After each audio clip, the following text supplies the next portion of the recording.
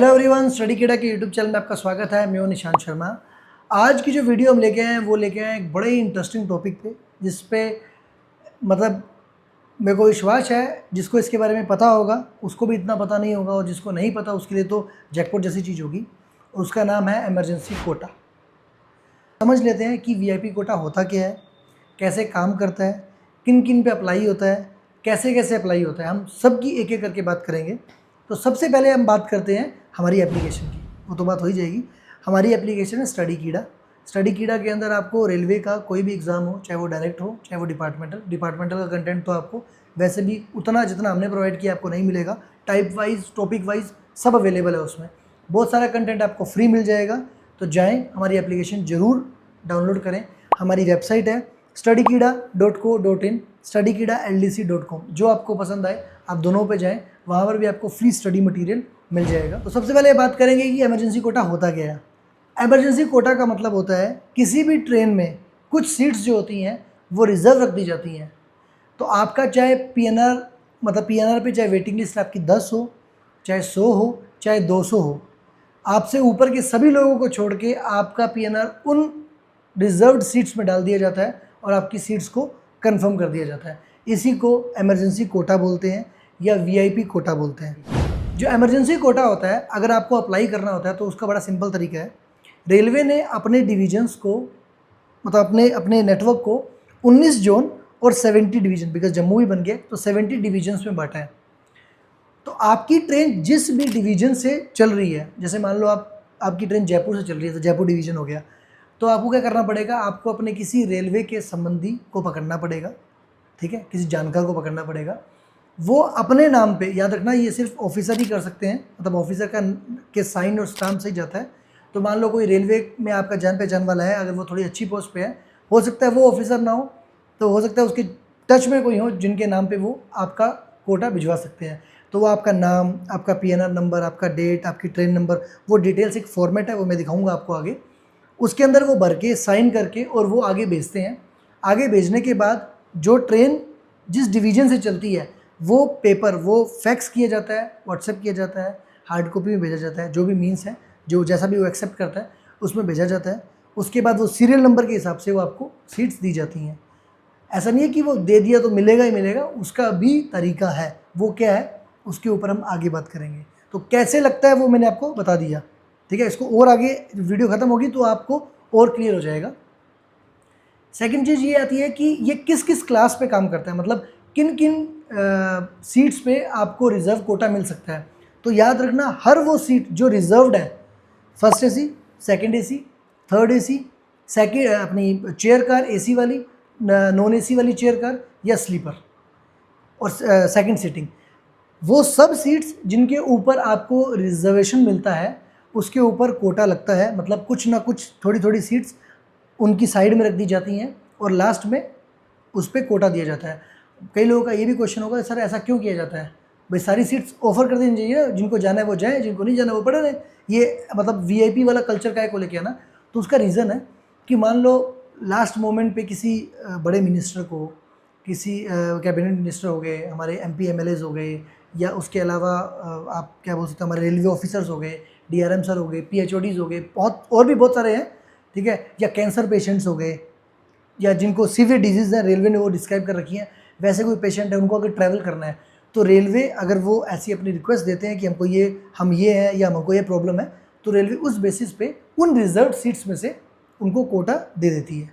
इसलिए इसको रखा हुआ है। तो ऐसा ये मत समझ लेना कि राजा महाराजा ने अपने लिए कुछ, थोड़ा पोर्शन आप बोल सकते हो, लेकिन इसका जो पर्पस ऐसा नहीं कि आप कैसे भी आप कोटा दे दोगे। इसका एक रूल है, प्रॉपर रेलवे बोर्ड से सीक्वेंस आता है, उसी के हिसाब से आप जो कोटा है वो अलॉट कर सकते हो, अपने मन से नहीं दे सकते।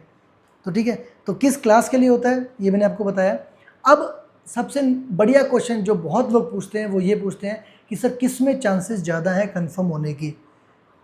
याद रखना, कोटा के चांसेस उस क्लास में सबसे ज़्यादा होते हैं जिसके अंदर नंबर ऑफ़ सीट्स रिजर्व्ड ज़्यादा होती हैं। तो अगर आप किसी भी ट्रेन को देखो तो उसके अंदर सबसे ज़्यादा बोगी किसकी होती हैं? स्लीपर क्लास की। इस कारण तो जो नंबर ऑफ़ सीट्स होती हैं जिनको हम रिज़र्व रख देते हैं वो भी किस बोगी की होती है, किस क्लास की होती है? स्लीपर क्लास की। ज़्यादा चांस किसका होगा? स्लीपर का।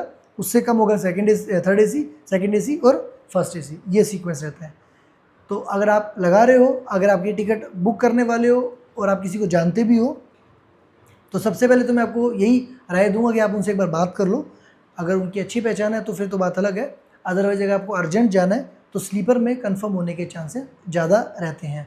उसमें एक चीज़ और भी रहती है जो मैं अगर आपको बताऊं तो, मान लो आपने थर्ड एसी के अंदर बुकिंग कर रखी है और आपका कोई जान पहचान वाला भी है और आपने कोटा भी लगवा दिया, आपका इमरजेंसी है, कोई मान लो किसी की मदर की तबीयत ख़राब है या कुछ और अर्जेंट है, तो और उन्होंने बोल दिया कि भाई साहब थर्ड एसी के अंदर तो सीट वैकेंट नहीं है, तब भी वो आपका कोटा लगा सकते हैं। वो क्या करेंगे, आपकी सीट को डीग्रेड कर देंगे। जैसे ऑटो अपग्रेडेशन होता है ना, थर्ड एसी को सेकंड एसी कर देते हैं, वैसे ही आपसे पूछ के वो क्या करेंगे, आपकी सीट को डीग्रेड कर देंगे। मतलब थर्ड एसी से आपको किस में कर देंगे, स्लीपर में शिफ्ट कर देंगे। सिमिलरली अगर आपकी फर्स्ट एसी की है तो आपको सेकंड एसी में, सेकंड एसी से थर्ड एसी में, मतलब आपको डिग्रेड कितना भी कर सकते हैं जहाँ पर वैकेंट सीट होगी, ठीक है। और आपको डिग्रेड करके अगर सीट अवेलेबल है तो आपको वीआईपी कोटा दे देंगे।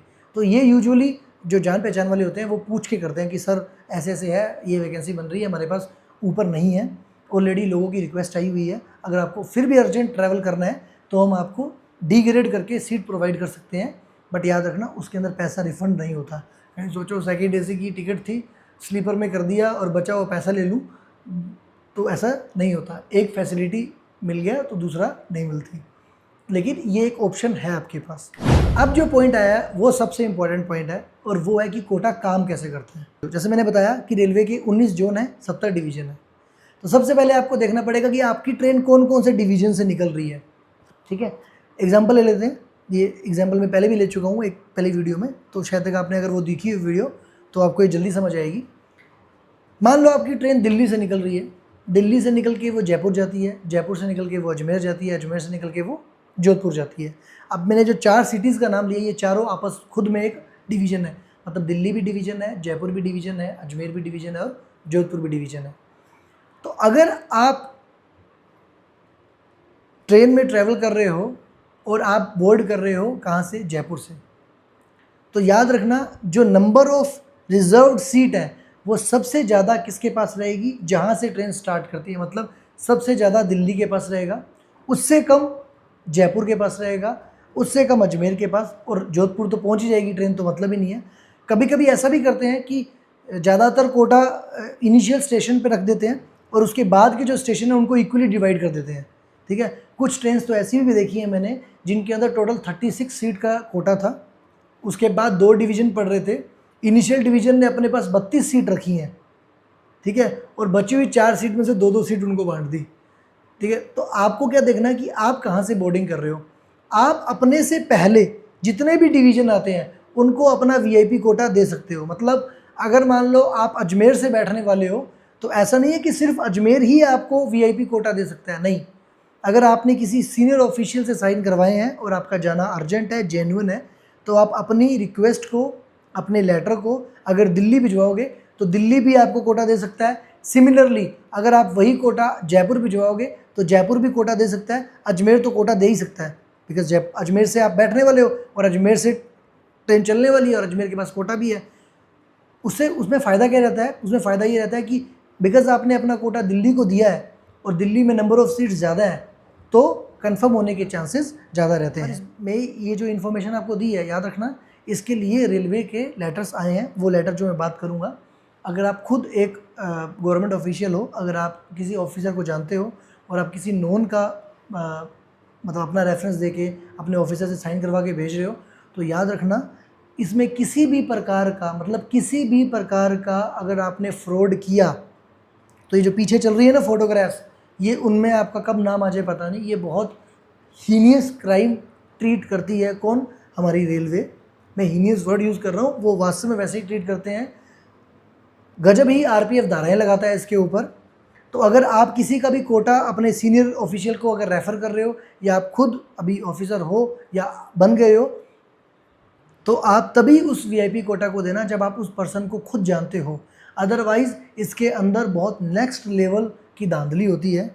आपको पता होगा लोग एमपी एमएलएस का स्टाम्प साइन बनवा लेते हैं, जैसे मैंने ये फ़ोटो लगा रखी है, और उसके बाद करोड़ों रुपए छापते हैं और आरपीएफ ऐसा नहीं है इनके ऊपर एक्शन नहीं लेता, आरपीएफ की रेगुलर वो चीज़ चलती रहती है और बीच बीच में जो चेकिंग है वो भी रेगुलर होती रहती है। तो अब बात आती है कि क्या किसी को भी जो एक फॉर्म भर के किसी ऑफिसर का साइन करवा के अगर डिवीज़न में पहुंचा देता है तो उसको क्या कोटा मिल जाता है? तो आंसर इज़ नो, ऐसा नहीं होता। बिकॉज़ ये एक बहुत बड़े लेवल का पैसे से जुड़ा हुआ मामला है। अगर आप दिवाली पे बात करो, 600 की टिकट प्रीमियम तत्काल पे 1200 की मिलती है, उसके लिए लोग 3-3 4-4 हज़ार रुपये देने को तैयार होते हैं। तो बिकॉज़ इस चीज़ का बहुत नेक्स्ट लेवल तक मिसयूज़ किया जा सकता है। इसी चीज़ को काउंटर करने के लिए रेलवे समय समय पे लेटर्स निकालता रहता है। उसके अंदर उन्होंने एक सीक्वेंस दिया हुआ है, एक वारंट ऑफ प्रेसिडेंस रहता है, उसके बेसिस पे प्लस रेलवे के खुद की गाइडलाइंस है, उसके हिसाब से जो सीक्वेंस नंबर है तो आपको कोटा मिलेगा। अब कोटा कैसे मिलता है? मान लो कोई ट्रेन है, वो कितने बजे चलने वाली है, अब ये उन सब लोगों के लिए है जिन लोगों ने कोटा ऑलरेडी अप्लाई कर दिया है। तो घबराने की ज़रूरत नहीं है। अगर आपको विश्वास है अपने ऑफिसर पे, अपने नॉन पे कि वो अच्छी पोस्ट पे है, वो पक्का करवाई देंगे। तो क्या होता है, अगर मान लो आपका चार्ट ट्रेन जो है वो 16 बजे मतलब दोपहर को शाम को 4 बजे चलने वाली है, तो जो चार्ट है उसका चार्ट कितने बजे फिल किया जाएगा? चार्ट 12 बजे फिल किया जाएगा उसका, मतलब चार्ट सॉरी जो बनेगा वो 12 बजे बनेगा। तो 12 बजे से 1 घंटा लगभग आप पहले मान लो, 1 से 2 घंटे पहले जो क्लर्क रहते हैं या जो आप सीसीआई बोलते हो, चीफ कमर्शियल इंस्पेक्टर्स जो रहते हैं, वो क्या करते हैं, जितनी भी रिक्वेस्ट आई होती है उस ट्रेन के लिए, उस क्लास के लिए, उसको लाइन से लिखते हैं। ठीक है, फिर उसके अंदर वो प्रेफरेंस लगाते हैं कि सबसे सीनियर कौन है, उसके नीचे कौन है, उसके नीचे कौन है। तो आप ये मान लो कि जब भी आपका चार्ट प्रिपरेशन होने वाला होगा, उससे 1 या 2 घंटे के पहले या उसी बीच में आपका जो कोटा है वो लगता है। ऐसा नहीं होता कि आपकी ट्रेन जो है वो 15 तारीख की है, आपने 10 तारीख को ही भेज दिया और आप चाहो 11 तारीख को वो कंफर्म हो जाए, ऐसा कभी भी नहीं होता। रेलवे की गाइडलाइन रहती है कि आपको लास्ट मोमेंट तक वेट करना है, आपको देखना है कि कोई और सीनियर ऑफिसर तो नहीं आ गया। अगर वो कोई और सीनियर ऑफिसर अगर नहीं आया तो फिर आप किसी जूनियर को आप वो सीट अलॉट कर सकते हो, अदरवाइज़ नहीं। तो ये वारंट ऑफ प्रेसिडेंस क्या है वो अपन ये भी और जो लेटर है वो दोनों अपन स्क्रीन पे डिस्कस करते हैं। तो चलिए चलते हैं स्क्रीन के ऊपर। ये लेटर है 30/4/2025 को आया था। इसके अंदर वही जो EQ था उसको स्ट्रीमलाइन करने के लिए कुछ रूल्स को फॉलो करने की बात की थी। इसको बात करने से पहले हम सबसे पहले बात करते हैं, एक राज्यसभा के अंदर क्वेश्चन उठा था। ठीक है, राज्यसभा के अंदर क्वेश्चन पूछा था, ये 5 आइटम थे उसके अंदर। इसमें आपको पूरा पढ़ने की जरूरत नहीं है। इसमें एक उन्होंने पूछा था कि किस हिसाब से कोटा रिलीज़ किया जाता है, क्या तरीका है, वो सब चीज़ों ने पूछी। तो उसके अंदर ना हमारे जो मिनिस्टर साहब हैं, हमारे उस अभी जो है श्री अश्विनी वैष्णव जी, उनकी तरफ से रिप्लाई आया। उन्होंने एक लाइन यूज़ की, अगर आप देखो, the quota is released by the railway in accordance with the priority as per the warrant of precedence and well established practice being followed since long. तो उन्होंने किस एक वर्ड को यूज़ किया उन्होंने, वारंट ऑफ प्रेसिडेंस। अब ये warrant of precedence क्या होता है पहले उसको निकाल लेते हैं। जो वारंट ऑफ प्रेसिडेंस होता है वो ये एक लेटर है। ठीक है, मतलब गवर्नमेंट क्या करती है, तो इंडियन गवर्नमेंट क्या करती है, समय समय पे लिस्ट निकालती है। उस लिस्ट में क्या निकालते हैं वो बताते हैं कि हमारे इंडिया के अंदर सबसे पहले नंबर पे अगर कोई पर्सन आएगा तो वो कौन आएगा, सेकंड नंबर पे अगर कोई आएगा तो कौन आएगा, थर्ड नंबर पे, उसी को वारंट ऑफ प्रेसिडेंस बोलते हैं। अब इसके अंदर क्या, पहले को स्टार्टिंग में आप पढ़ोगे तो उन्होंने बोला है कि ये पूरा लेटर वेटर है। ये लेटर होने के बाद उन्होंने देखो वारंट ऑफ प्रेसिडेंस दिया है। देखो सबसे पहले नंबर पर कौन है, president, then vice president, then prime minister, governor of state, ठीक है, उसके बाद फॉर्मर प्रेसिडेंट, फिर डिप्टी प्राइम मिनिस्टर, फिर chief justice of India, CJI जो होते हैं। ऐसे करके पूरी एक लिस्ट है, 26 मतलब 26 लोग हैं उसके अंदर, मतलब सभी आ जाते हैं। यहाँ पर देखो आप अगर देखो 18 नंबर देखो, कैबिनेट मिनिस्टर में भी लिस्ट बनी हुई है, कौन कौन पहले आता है। ठीक है, MP MLAs भी इसमें आता है। देखो मेंबर ऑफ पार्लियामेंट है, उनका भी नाम है इसके अंदर। तो याद रखना ये मेंबर ऑफ पार्लियामेंट सेल्फ के लिए है, उनके रिलेटिव के लिए मेंशन नहीं कर रखा है इन्होंने। तो अगर MP साहब खुद ट्रैवल करेंगे तो उनकी प्रेफरेंस सबसे टॉप पे रहेगी यूजुअली, बिकॉज PM और अगर हम बात करें प्रेसिडेंट बात करें तो वो ट्रेन में अलग से ट्रैवल तो अकेले तो ट्रैवल करेंगे नहीं। ठीक है, तो यहाँ पर क्या आ जाएंगे, मेंबर ऑफ पार्लियामेंट। यूजुअली जो जिनके EQ सबसे ज़्यादा आते हैं वो होते हैं MP हो गए, हमारे MPs हो गए, हमारे MLAs हो गए। तो ये एक सीक्वेंस है, उसके हिसाब से ही EQ दिए जा सकते हैं। इसकी अपन बात कर रहे थे, ये पूरी लिस्ट है। फिर एक लेटर की अपन बात करेंगे, जो लेटर आया था इसको अपन पढ़ लेते हैं। अब इन्होंने क्या बोला कि एक सर्कुलर नंबर आया था, जो सर्कुलर नंबर की मैं बात कर रहा था वो ये सर्कुलर नंबर है, कमर्शियल सर्कुलर नंबर 10/2011। ठीक है, उसी के बारे में ये लिखा हुआ है कि जो release of accommodation out of emergency quota were issued with commercial circular number 10/2011। कि जो EQ दिया जाता है वो इस सर्कुलर के हिसाब से दिया जाता है, ठीक है। लेकिन उसके बावजूद भी आपको ये फॉलोइंग जो इंस्ट्रक्शंस है वो फॉलो करने हैं। उन्होंने क्या क्या बोला, देखो, एक तो existing guideline regarding allotment of emergency quota issued from time to time should be followed, ठीक है। दूसरी बात उन्होंने क्या बोली, जो भी रिक्वेस्ट होगी वो रिटर्न रिक्वेस्ट होनी चाहिए। फिर तीसरा उन्होंने क्या बोला, in all the requisitions received for release of accommodation out of emergency quota the signatory should be asked to mention his her name. अब उनका नाम, नंबर, सब डिटेल होनी चाहिए। फिर every officer section federation will maintain register, जो भी आपने EQ दिया है उसकी एक डायरी होनी चाहिए कि आपने ये नंबर का किसको दिया था। ये देखो, एक डायरी नंबर भी डलना चाहिए, मतलब 1 नंबर का EQ जो है वो निशांत को दिया, 2 नंबर का EQ गौरव सर को दिया, 3 नंबर का EQ आकाश को दिया, 4 नंबर का सौरभ, ऐसे करके एक सीक्वेंस होना चाहिए कि, और वो डेट के साथ होना चाहिए, मोबाइल नंबर के साथ होना चाहिए, सिग्नेचर के साथ होना चाहिए। ये हर डिवीजन के अंदर अगर आप जाओगे, हर डिवीजन वाले, हर EQ रिलीज करने वाले उसको मेंटेन करते हैं। ये उन्होंने किसके लिए बोला है, जो भी साइनिंग अथॉरिटी रहेगी ना, मान लो हमारे सीनियर DCM सर खुद साइन करके दे रहे हैं, तो सीनियर DCM सर का भी एक रजिस्टर होगा, वैसे DRM सर का एक रजिस्टर रहेगा। तो उन्होंने बोला ऐसा एक रजिस्टर हर जगह, हर लेवल पे मेंटेन रहना चाहिए।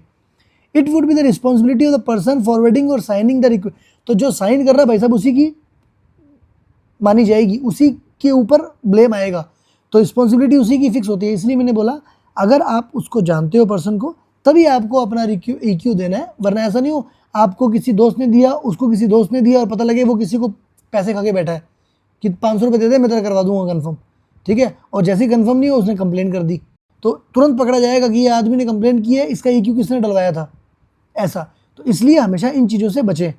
Request for release of berth out of emergency quota received from the travel agent shall not be entertained, वो पता ही है, ठीक है।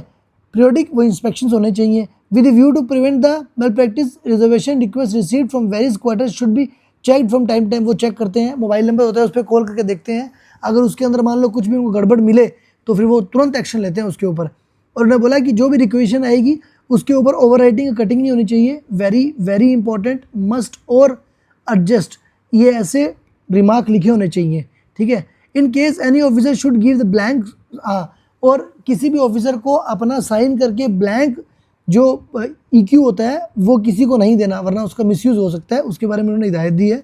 और लास्ट में बोला कि सभी के 3 महीने तक के रिकॉर्ड रहने चाहिए, ठीक है। Necessary instruction may be issued to all concern accordingly. अब उन्होंने बोला बाकी अपने नीचे वाले सगे संबंधियों को आप अपने हिसाब से ऑर्डर्स दे दो। तो ये सारी वीडियो थी, लंबी वीडियो हो गई है, बट आई थिंक आपने EQ के बारे में सब कुछ समझ लिया होगा। फिर भी आपने डिटेल से समझना है तो ये सर्कुलर नंबर है, इसको आप पढ़ सकते हो, इसको आप पढ़ लेना, हिंदी इंग्लिश दोनों में है, आपको पूरा अच्छे से समझ आ जाएगा। टिल देन कोई इन्फॉर्मेशन नहीं आती, जुड़े रहें स्टडी कीड़ा से। धन्यवाद।